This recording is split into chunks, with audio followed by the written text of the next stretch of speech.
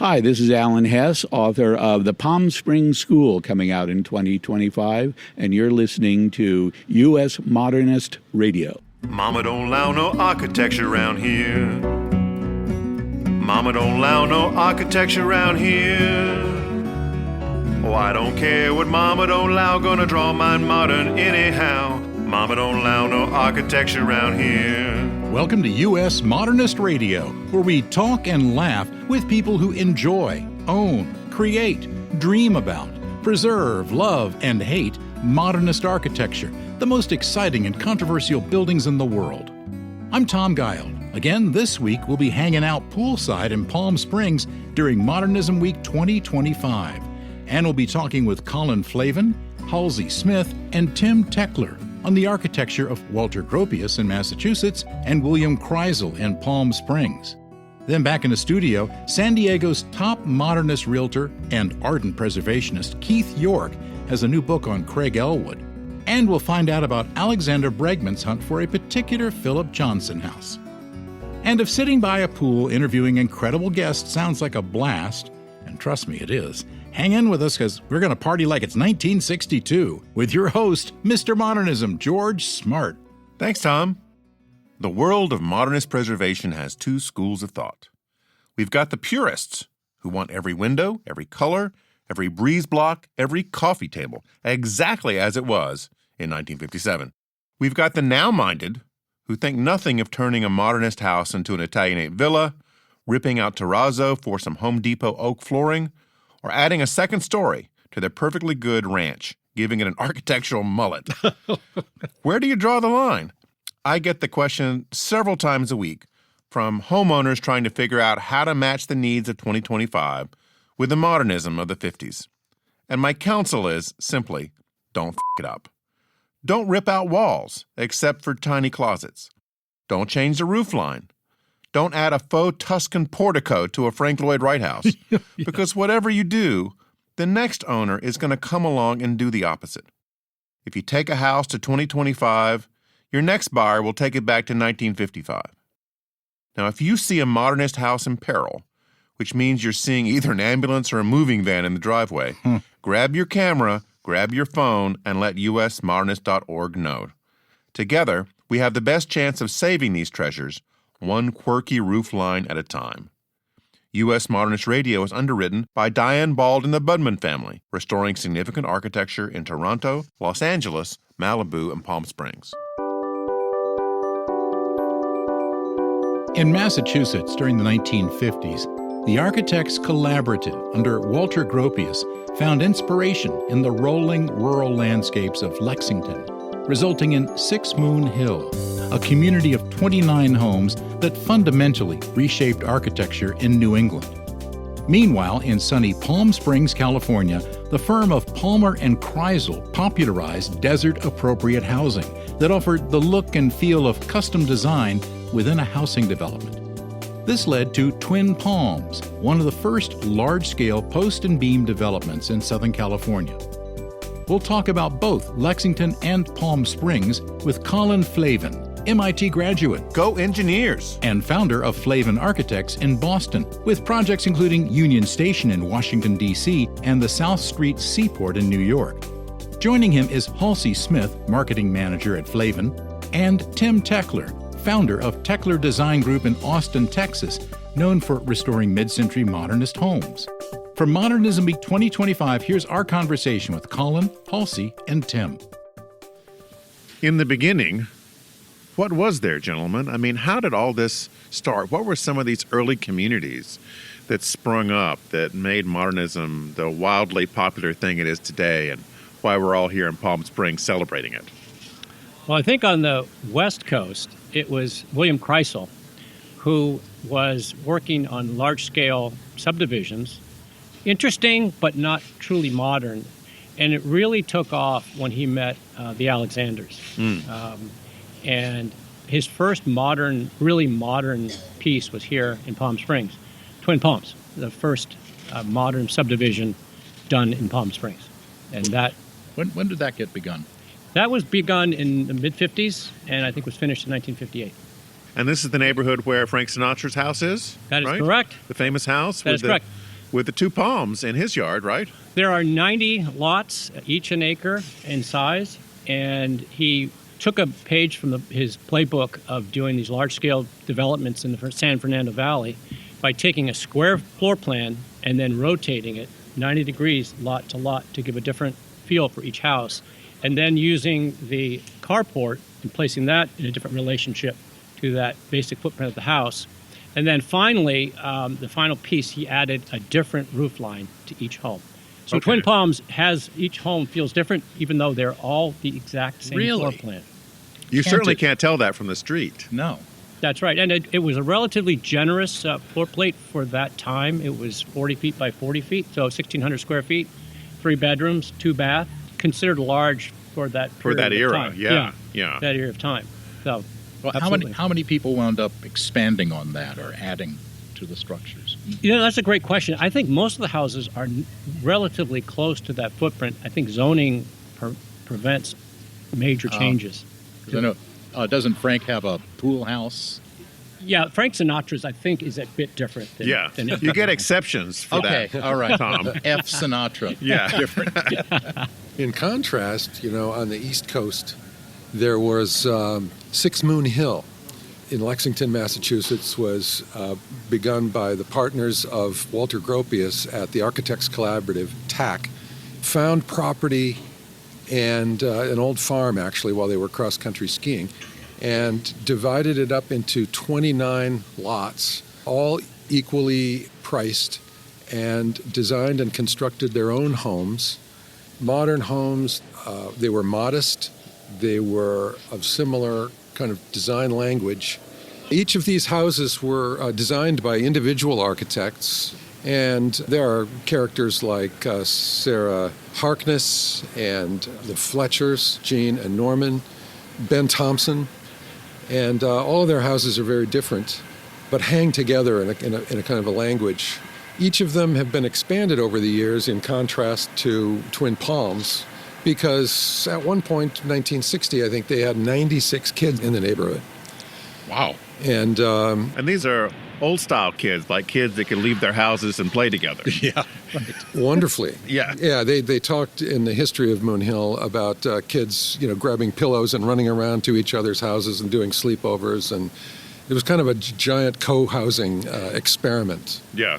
These were not, if you talk to Sally Harkness, bless her heart, they weren't precious. They could all be expanded on. And they were all kind of experimental over the years. The original architects expanded them, and then they continue to be expanded today. I've worked on several of them. And what was in common between Six Moon Hill and Twin Palms? Well, I think what's striking is, for me, as a native Californian, I associate the mid-century kind of motifs of butterfly roofs, shed-style roofs, flat roofs, as very much of a West Coast thing. In fact, Six Moon Hill happened before Twin Palms, and it has exactly those motifs going on. So that is a commonality. And I think what's fascinating is that you have, as Tim described, Six Moon Hill, several architects doing their own thing with a very loose kind of agreement as to what it would be. But they all had drank the Kool-Aid at that point, and they were all in the same direction. Whereas here at Twin Palms, it was Krisel, the master architect, landscape architect as well, registered landscape architect, the master of the whole site, right down to where, as you said, George, the Twin Palms would be located. So it's quite fascinating that... Really a contrast there. Yeah, so the two visions that we're sort of trying to talk about in our talk today are really coming at it from a very kind of controlled approach to this very loose, I almost want to call them bohemian hippies that had young architects that say, we want to latch on with that famous Bauhaus guy. Yeah. But they were kind of on a different plane than he was. They really wanted to experiment and have fun. So did the California style of the flat roofs or the butterfly roofs really translate to an East Coast that gets snow? And Yeah. Does it not snow in Lexington? It does, and that has been a challenge, certainly. But It's like right outside of Boston, isn't it? yeah, Lexington, just north. Uh-huh. And I'll tell you, it has not, they're popular. houses. I bet, yeah. And the interesting thing, in 75 years, I think they're going to have their anniversary, and there's a continuity of families there. Each new family that buys a house is welcomed with a big potluck dinner by the previous buyer. And there's a community there that is deep. It's very interesting. They all share information on how to maintain these houses, which is so important. Yeah, and peculiar to the set of details and challenges that you described. The roofing challenges. Some have great overhangs, some have not enough overhang, and the weather beats up on some houses more than others. Are there protective covenants involved here? There are, but they're pretty loose. Colin and I have both presented to their design review board, which is made up of volunteers of residents there. And that review board was originally, some of the original architects who lived there. And now they've passed away. And there's a kind of a loose comment period. And they want to know how it fits in, how the materials fit in, how the scale fits in. Scale is a big deal with all of our clients these days. Everybody wants big, so many square feet. And these houses were pretty small. Very modest. Yeah, small and interesting variation in ceiling heights and so forth, but not generally double height ceiling spaces. You wouldn't see that. Now, Halsey, behind all these firms that were run by men were a bunch of women that were doing the detail work and really paying attention to what was going on. Who are some of these folks? I came to Flavin Architects. Colin has very kindly brought me out here, and I do their marketing there. But I came prior to Flavin with both a degree in feminist studies and a degree in art history. So it felt like a natural transition for me to use that gender studies lens and think a little bit more about the women behind these two firms. And so in our talk, I go a little bit into Dan Palmer's original wife. Her name was Doris. And she and Dan did early competitions together before he joined William Krisel. And those really started his career. We look at an early post-war design for a home where these folks were just looking at ways in which they could design homes when everyone was coming back from World War II.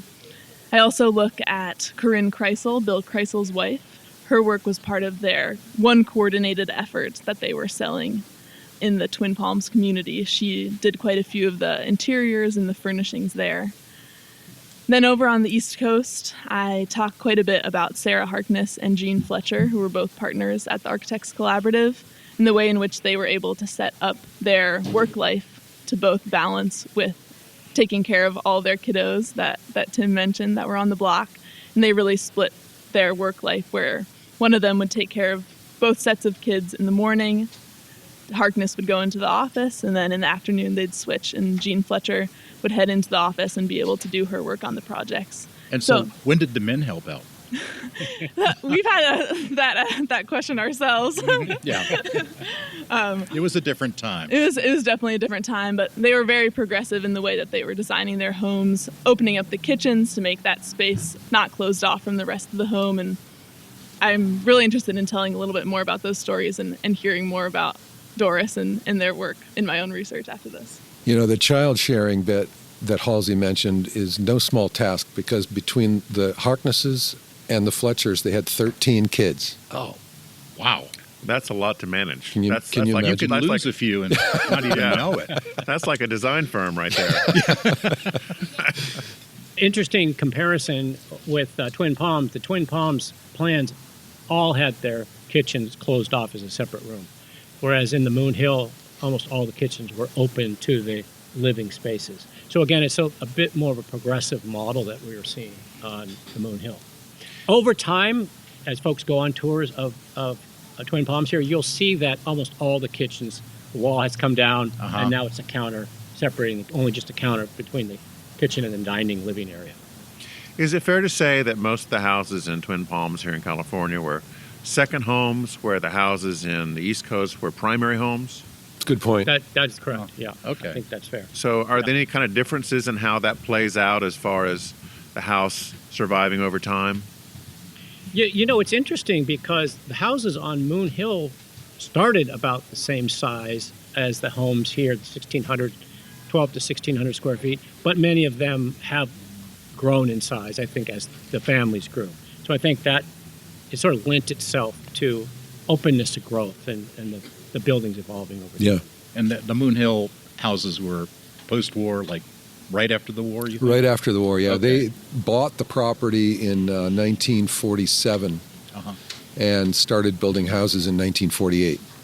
So the East Coast mid-century houses that Tim's in my practice, we're residential architects. We have our own firms, but we really have a small piece that is restoring these houses. Mm-hmm. And it's become a really important part of our practice in terms of, it's like a laboratory for the really great qualities I think Tim spoke about earlier, the scale, connection to nature, the modesty relative to the landscape.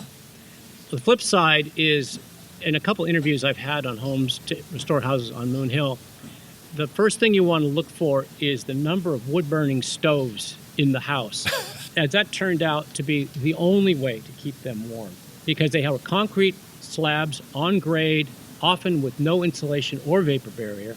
Those houses were brutally cold in the wintertime. Yeah, so I bet. it's become really a laboratory of, how to fix it, but how do you apply those lessons learned to our own residential buildings. I know it's not happening so much in Palm Springs, but in 6 Moon Hill, are there invaders now? Are there McMansions popping up on some of these sites? No.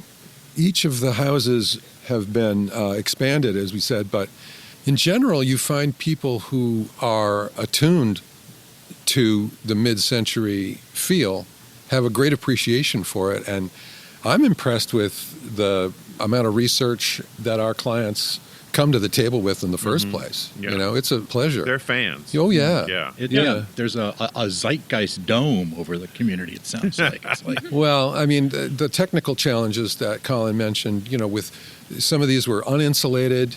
this is amazing. Houses. In the Northeast. Well, they had a metal film in a 2x4 wall. They literally did not have, fiberglass insulation. And with, systems that would fail over time, restoring these houses are getting back to the intrinsic value and the intrinsic core, the feel of it, and essentially not screwing it up, right? Yeah. I mean, finding the proper new windows and new finishes and new wall construction and roof construction that keeps it modest, keeps the connection to the landscape, and doesn't kind of make it clunky, You can certainly visit houses in Twin Palms during Modernism Week and by arrangement other times of the year. Can people visit the 6 Moon Hill houses at any time? I think they're all in private hands, and Yeah. we do have a local chapter of the Doko Momo, Right. And Tim and I are very active with that, and we've taken folks on tours, and some generous homeowners, including one of our clients house we both worked on, has opened up her house, but it's quite selective. Tim and I got to know each other 2 years ago. I was hired by a homeowner on Moon Hill to design an accessory art studio for her. And while I was visiting, she pointed out renovations that had been done to the original house by Tim 10 years earlier. Oh. And so How'd he do? he had done a great job. And Alexa, who Tim reached out to this morning just to say that now this is all coming together, she said, you guys need to get together. We fast became friends and thought partners around this thing. But there's this kind of wonderful cooperative spirit that Alexa's going to kind of share this. Okay, I'm going to have Tim do some of it. And Colin's an interesting architect. He should have an opportunity to work here as well. So that kind of community spirit and appreciation, love for what they have, it exists really strongly today. Yeah, it's a small club that and gets to work in on designing it. this accessory structure, Alexa wanted to be sure that we preserve the footpaths that the children use to go to the local elementary school. And well, isn't there a liability to that? She's like, you know what? I want this property to be used the way it was laid out and intended. Like Right. the old Indian trails. Yeah. This is like the kids are going to come through here. You can't stop. Right. Regardless. Yeah. Yes. Yeah. Yeah, I know kids. It's like the kids in Stranger Things from that same kind of era, where they were on bikes and roaming around and things like that. Yeah. So what is the shelf life of these houses? I mean, did they last 80 years? Did they last 100? Did they last 150? How long can you keep them going?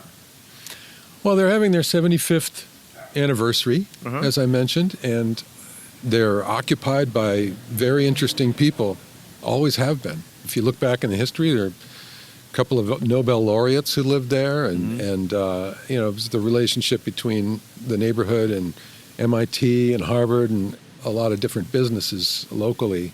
Aside from some of the thermal comfort challenges, they're for the most part well built. The concrete slab on grade in high quality lumber, and they leak a lot, so you don't have the sort of moisture issues that mold and that sort of thing that happens with a more sealed up building. So I think they've really stood the test of time pretty well. Yeah, it's like the old adage, it's leaving art out in the rain, right? I've actually had some paintings that have been left out in the rain. I understand what that's like. Thank you all for coming out so much. It's been a pleasure to talk with you. Thank you, George. Thank you, George. Thanks so much. Appreciate it. San Diego native Keith York is the mastermind behind modernsandiego.com, dedicated to preserving the city's 20th century modernist houses. His new book on the life and work of Craig Ellwood, who designed some of the most striking homes in the famous Case Study House program, is called Craig Ellwood Remembering the Thin Man. The book explores Ellwood's decades-long friendship with architect Ernest Jacks, featuring never-before-seen drawings and letters. Here's George's conversation with Keith. Keith, in addition to making modernism successful in San Diego, you have become quite the expert on Craig Ellwood. When did you first take an interest in the esteemed Mr. Ellwood?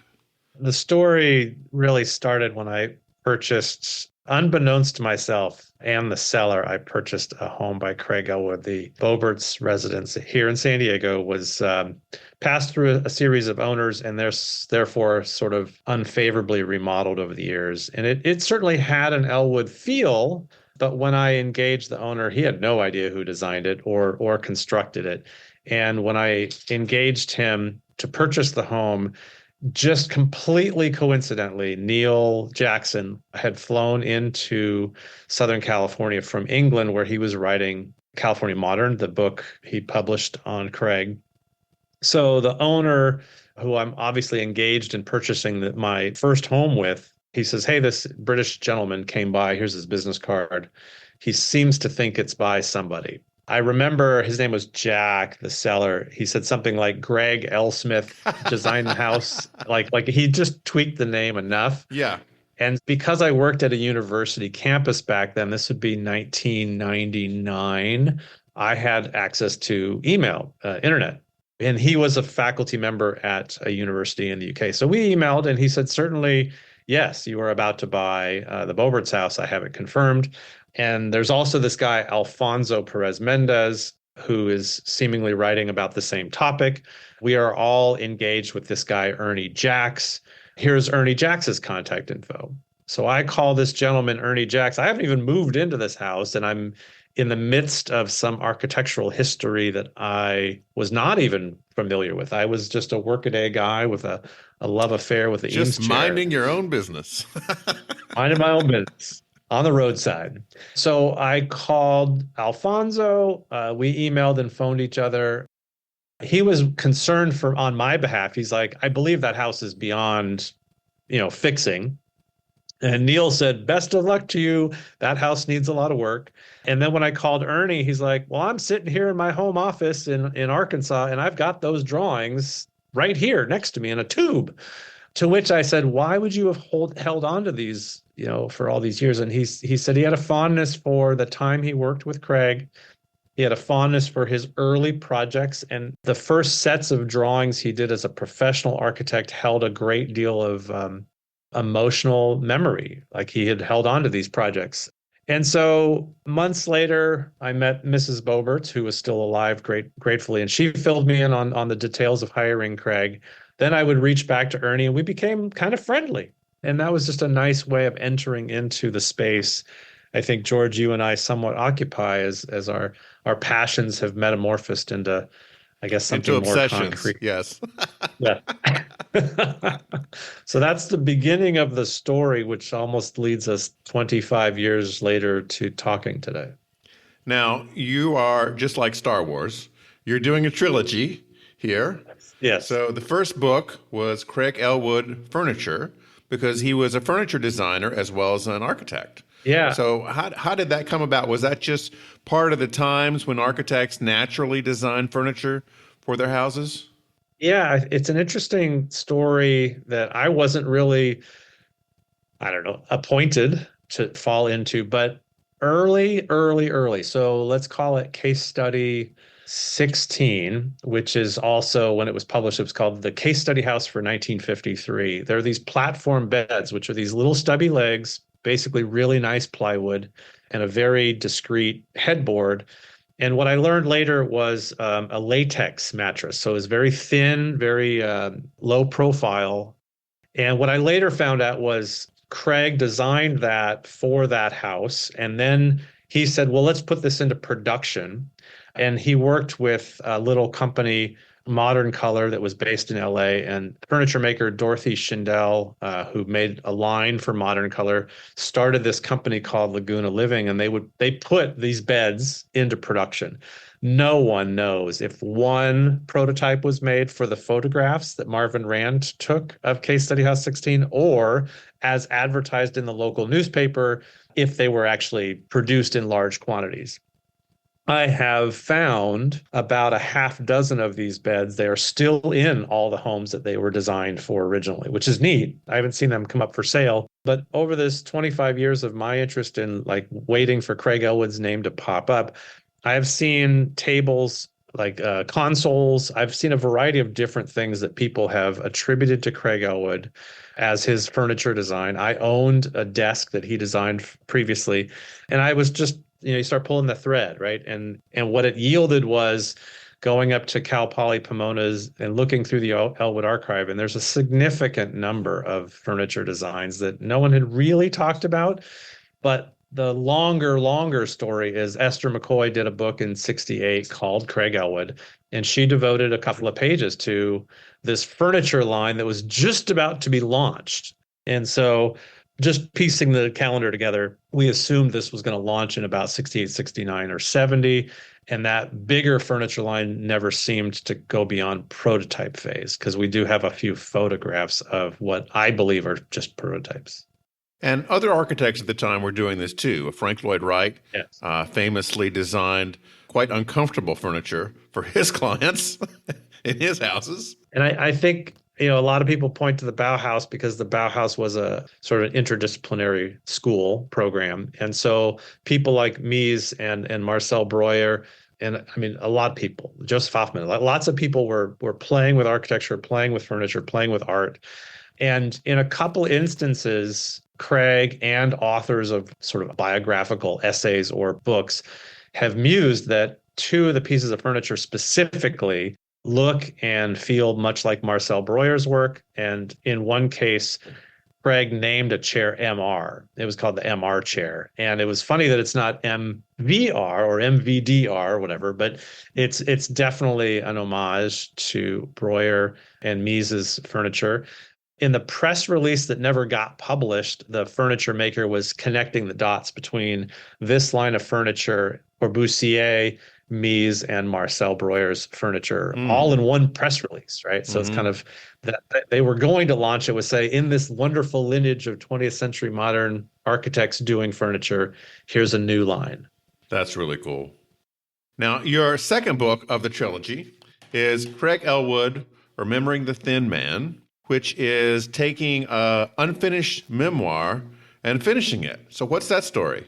So after Ernie, who I mentioned earlier, Ernie was Craig Ellwood's first draftsman, associate designer in what became somewhat of a revolving door over the decades of Craig's office. And Ernie, years later, actually, he kept in touch with Craig, which is part of the book, is his ongoing friendship with Craig Ellwood. But towards the end of his life, Craig started writing his autobiography. And it was used as another way to connect back to Ernie and say, hey, Ernie, I need some help. Could you review my manuscript? So Ernie and Craig were phoning and mailing edits and discussion about Craig's career and life and memorializing their wonderful decades-long friendship. So when Craig died in 1992, I think it hit Ernie pretty hard. He had lost a friend, right? And so for his own sort of autobiographical writing and his biographical writing of both Edward Durrell Stone, who Ernie worked for, and Craig, who he worked for, he started on these two simultaneous manuscripts, one on Stone and one on Ellwood. When I first heard of Ernie's passing, I wrote an obituary on my website, Modern San Diego, right? Jenny, Ernie's daughter, somehow through Google found the obituary and called me and said, "Oh my gosh, I had no idea you even knew my dad, and thank you for writing his obituary." She said, "Have you ever read my dad's book?" And that was a wake-up moment for me. She sent me what was a hardbound copy that her dad wrote and printed at Kinko's himself just to hold on to. He put it on his bookshelf. Once I read that, I knew in my heart that a broader audience should be able to read this. Subsequently, if you read the footnotes in Alfonso and Neil's books on Craig Ellwood, they somewhat had access to this, knew about it, had quoted from it, and that further sort of fueled my passion. Jenny basically said, whatever you want to do. So we cleaned up the manuscript, the text, right, which was, had some spelling errors and some contextual stuff that was problematic, just to update it. But the treasure trove of slides that accompany the manuscript were really fascinating. George, you introduced me via email to the gentleman that wants to rebuild the Zimmerman house, for example. Right.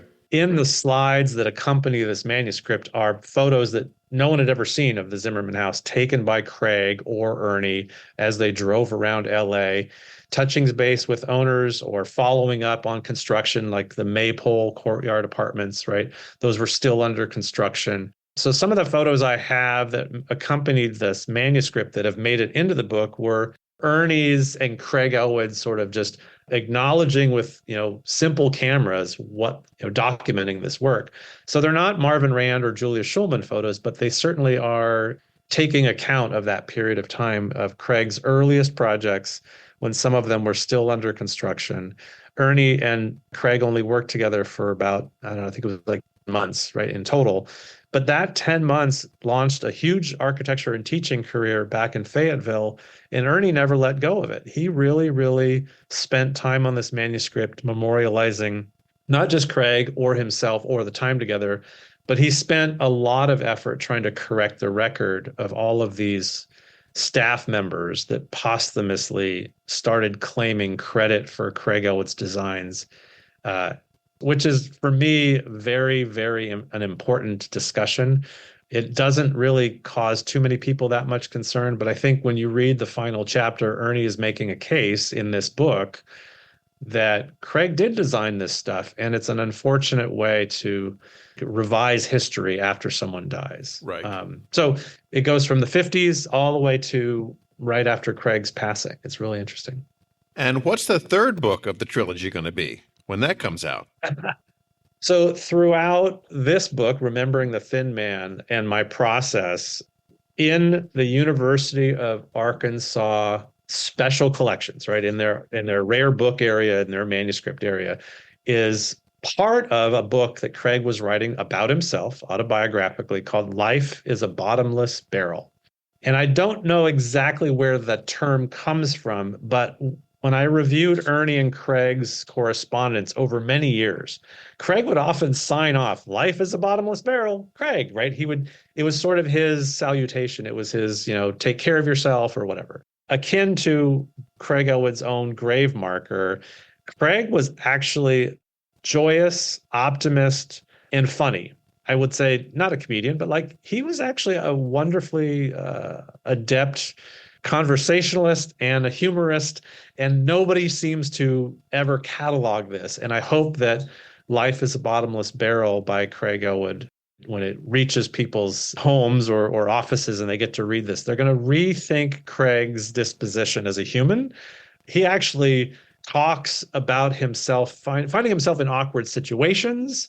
I think it breeds a little bit more humanity into him versus what people have, in my opinion, unfortunately cataloged him as a egotist that stole credit away from his staff member for their designs. And I think this balances it out as someone that's got a little joy in him, a little optimism, and a little sarcasm. It's really interesting to see Craig in his own words. And you're hoping to have this done by the end of 2025? Yes, I'm working with the family and with his archive and with people like Marvin Rand's archive to really bring the manuscript to life, adding some drawings and photographs that people have not seen before that might, hopefully, in my opinion, right, further illuminate who Craig really was and what the work really was. It's less of like what Neil Jackson and Alfonso Perez have done, which is really factually document a lineage. Mm-hmm. This is actually going to be a little bit more joyous and fun, I think. Because you're getting more of Ellwood, the person. Yeah. His family takes it very seriously, for better or for worse. He was a dad. He was married as many as 4 times, according to all the literature. But his final wife was with him. Leslie was with him when he was writing this manuscript, and she's been a really great partner in putting all these manuscripts together.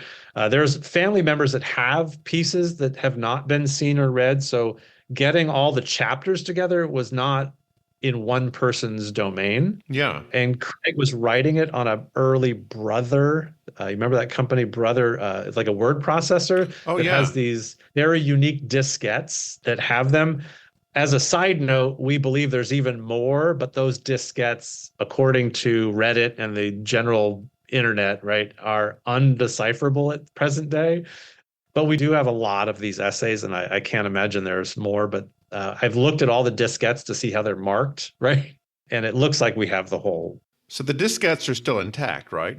They are. They're in Leslie's possession, the family's possession. They might, if I can ever find some IT retro person that goes back in time to decipher these things, it'd be really wonderful. But Brother created this. It's almost like a firmware on these diskettes that doesn't seem to have I'm familiar with it. I was around during that era.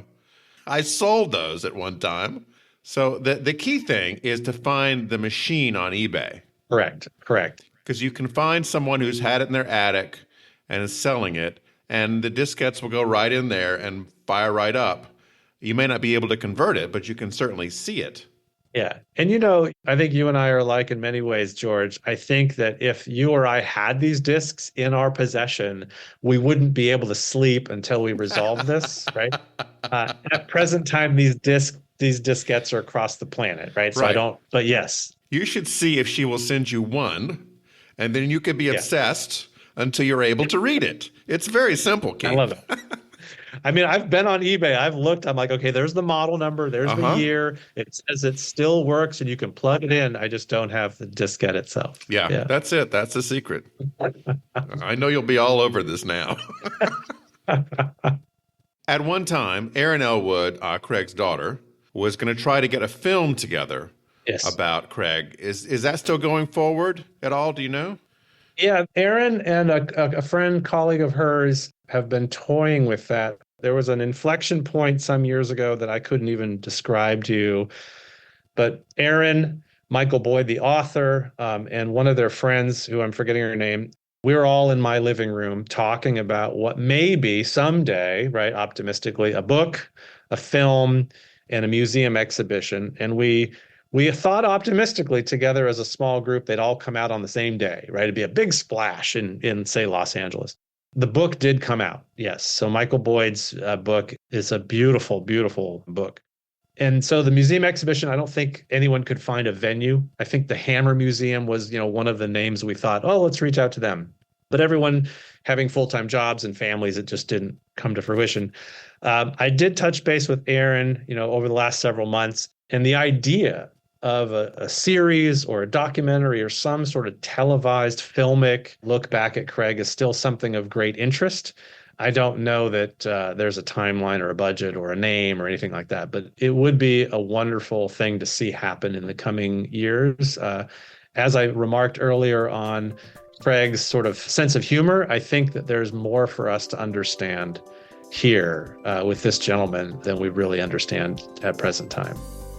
The book is Craig Ellwood, Remembering the Thin Man. Thanks so much for talking with me, Keith. Thank you so much, George. Author Alexandra Bregman covers art's biggest stories, from high-stakes auctions to international scandals. Her book, The Bouvier Affair, A True Story, unpacks a huge art world controversy. With a master's in business and economics from Columbia, Go Lions! and a BA from Smith College, Go Pioneers! not to mention studying at the Sorbonne. Go France! Vive la France! Alexandra has written for Forbes, Architectural Digest, and the Art newspaper. Today, she and George discuss a particular Philip Johnson house that Alexandra has had her eyes on for quite a while. Alexandra, our crack research team has found out that you have really quite a distinguished background. You speak French, Hindi, Spanish, and German. You've been to Smith, you've been to Columbia, you've been to the Sorbonne. It's really impressive. Thank you for coming on the show. My pleasure. Yeah, I'm very fortunate that I've had such a global young life and had opportunities to learn different skills at different times. How did you come across this Philip Johnson house that is in such need of a rescue? I found the Philip Johnson house on Zillow, actually. And I look at everything on Zillow. I actually found it because I was looking for 2 bedrooms exclusively. I sometimes find that that's the way to get less square footage and a higher value. And my jaw fell open when I saw what it was. I was like, are they joking? Like, what? Because I watch a lot of home tours as well. I like Open Space documentary. They do some really great stuff with modernism. And they often talk about people like, oh, I saw this on Zillow. I thought it wasn't real. But those weren't Philip Johnson. Like, are you kidding? That's the #1 American architect. And not only that, the first residence ever that he made. That's unbelievable that is so at risk, so vulnerable right now. So did you jump in the car or pick up the phone, or what happened next? Well, I like to sit in my room, as you may have noticed, and I just started Googling and researching. I am from Connecticut, so I know all about the glass house, and I was trying to figure out exactly what this was in relationship. So despite my pedigreed background, I don't actually have an architecture foundation. I learned it all for this piece.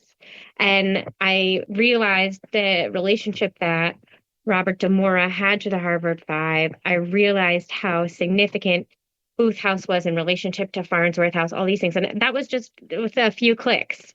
And the real estate broker who did promise me that she would share this podcast, I have to admit, didn't know any of it.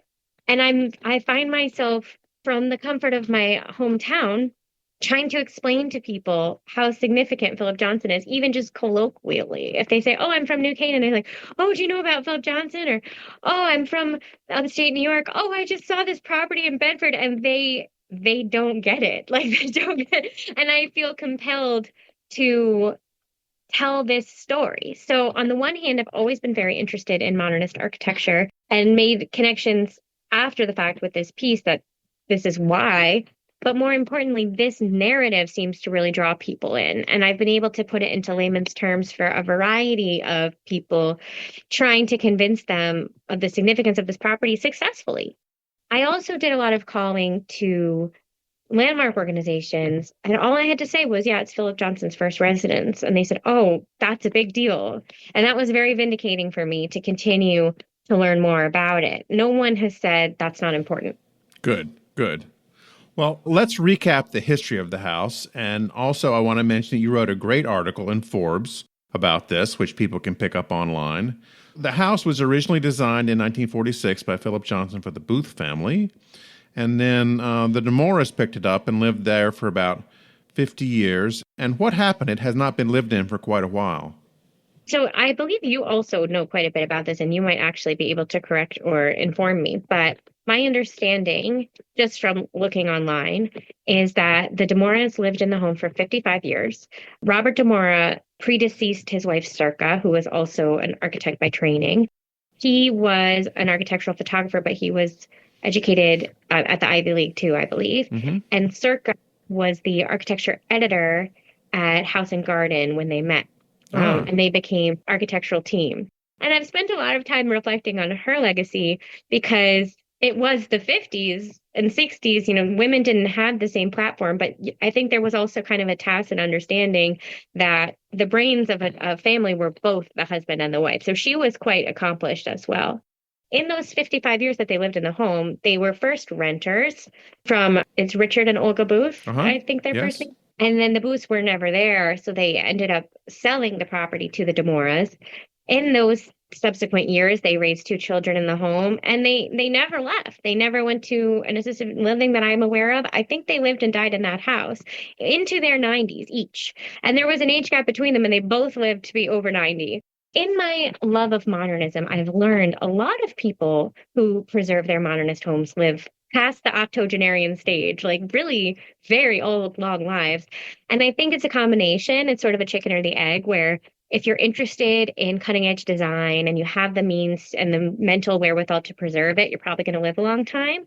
But also conversely, there's such a meditative aspect to the way that people forest bathe, to the way that people don't include a lot of clutter in their lives, that just the nature of the architectural structure can promote longevity. And that fascinates me about this property as well, because the reality is all these glass houses that we do know are museums. There's almost no residence that has the kind of visibility that Booth House has, that was lived in by a family, and not just any family, but really historian family that chose to honor Philip Johnson from his earliest days, that saw something that nobody else saw. And what I really loved about that too is if there were no New Canaan glass house, if there were no household name, the DeMoras still would have protected that house because they still believed in it. Now, unfortunately, as you pointed out to me, they didn't have the money to upkeep the old and arguably clunky property. I mean, nobody's first effort is their best effort. And so as much as I love Booth House, I don't think it's an architectural marvel to the scale of some of Philip Johnson's more serious works and corporate works, obviously. It was a challenge. And I think they met that challenge emotionally and artistically, but perhaps financially and logistically, they may have struggled. So when they passed, the 2 children maintained the property as best they could. They tried to sell the house.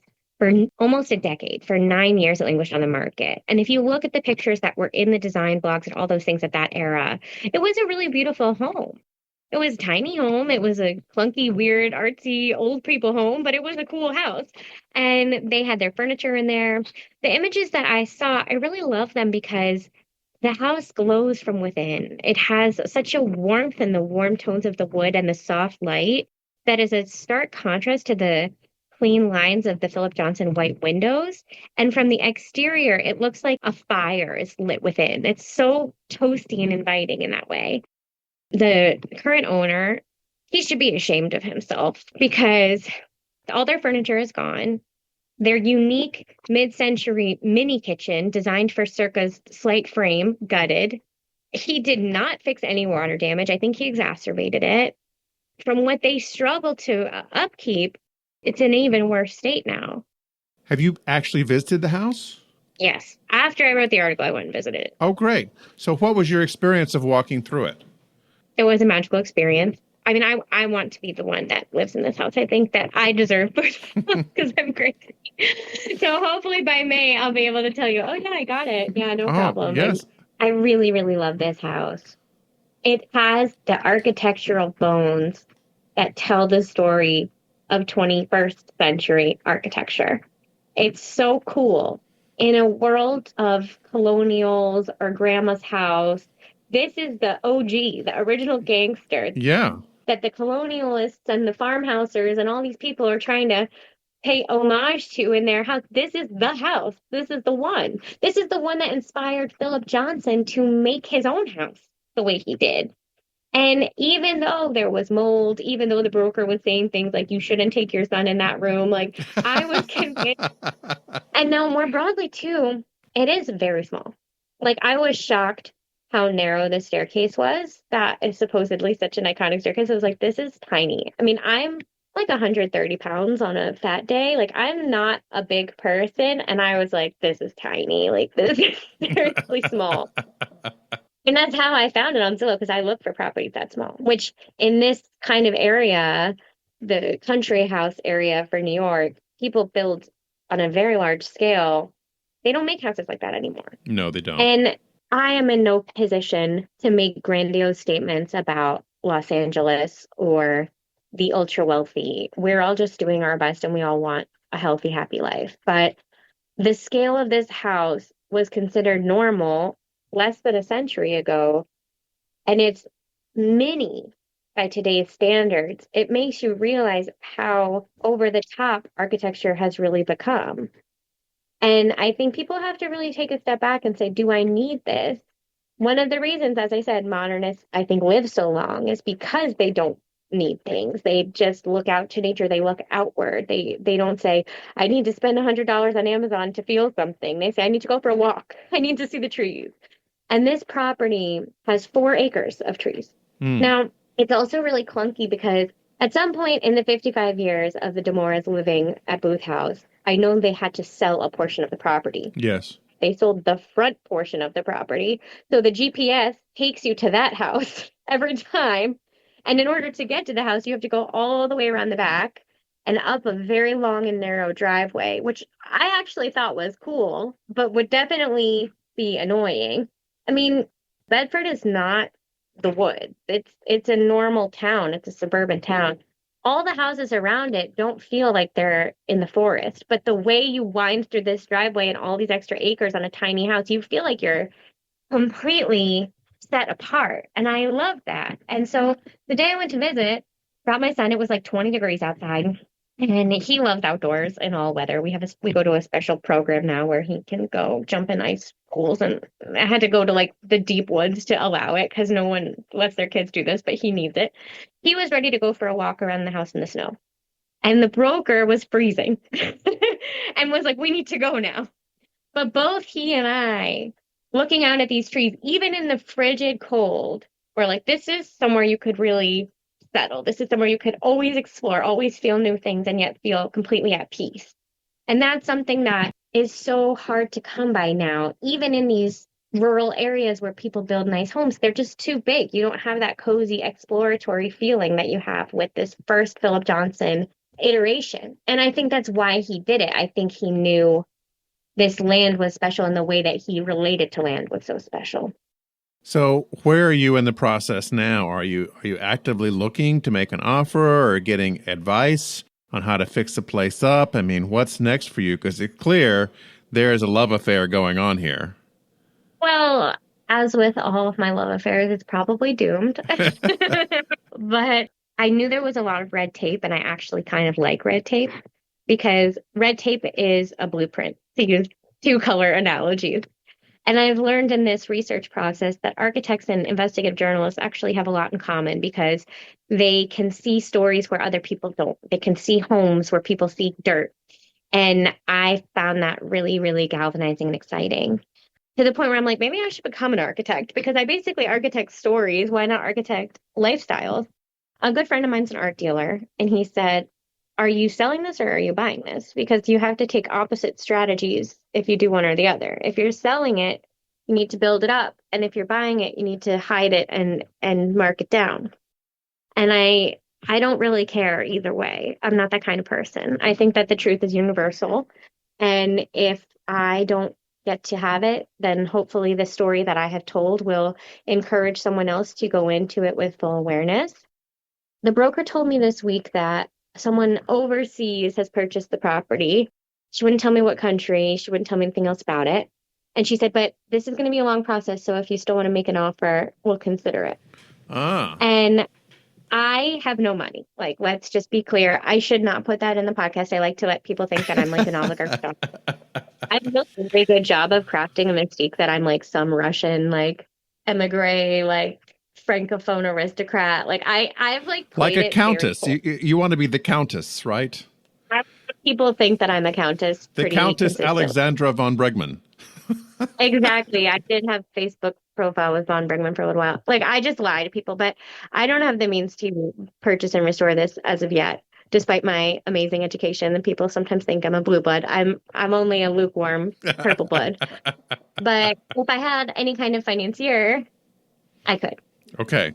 I've been researching how to start my own 501c3 tied to the property and get backing for it through that, and then potentially live there and use it as an open source library for art and architecture. We'll see if I can do that. I told myself I'd give myself 90 days of 100% dedication, and then I would stop. And so we're about a month in. I think I've come pretty far, all things considered. If nothing else, I've really learned a lot and certainly educated myself on modernism more broadly. If I move into any other house and I see anything that whispers of the 70s, anytime between the 40s and 70s, I catch it. I see it right away. And then from the visionary standpoint, I think it's taught me so much about how a space can and should relate to nature and how much future there is in nature-focused architecture, as well as a past. There's an ancient past to a lot of it. But as we move into a very troubled millennium, I think we have to think very, very carefully about use of space in strategic and beneficial ways.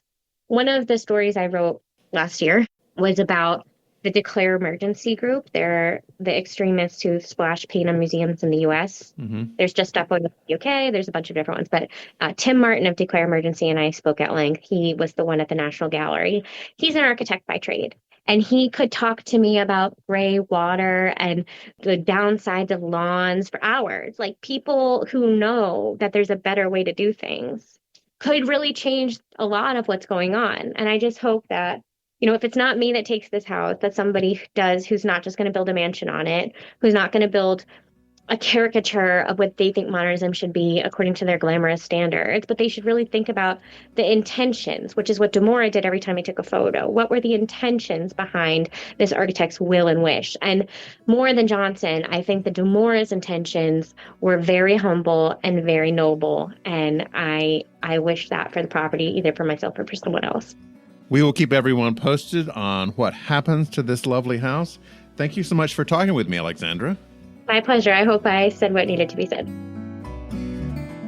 Thanks for listening. U.S. Modernist Radio is underwritten by Diane Bald and the Budman family, restoring significant architecture in Toronto, Los Angeles, Malibu, and Palm Springs. Visit usmodernist.org's massive archives to listen to past shows, discover documentation of 25,000 significant modernist houses, and access 5 million pages of classic 20th century architecture magazines. U.S. Modernist Radio is produced by Soundtracks Recording Studios in Raleigh, North Carolina. Our theme song was performed by George Smart and Robinson Earl, with guest research by Bobby Morris. Voracious is her middle name, or it could be Vera.